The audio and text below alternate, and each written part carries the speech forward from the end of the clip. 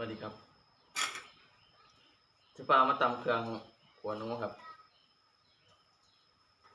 พริกลงไปพริกแข็งนะครับ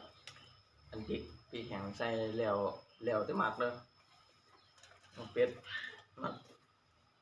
อันนี้ตะไคร้ครับ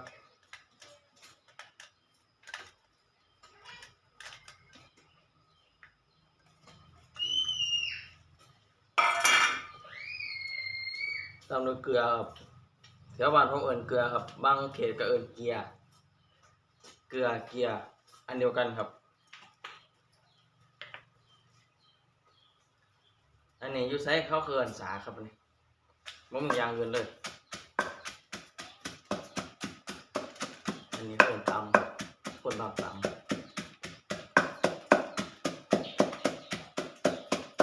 แล้วแต่ครับ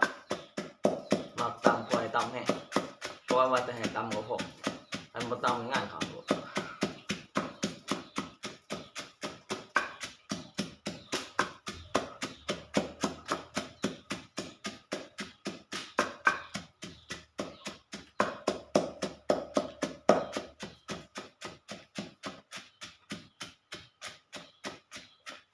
พอละถ้าเบิ่งไปย่ำ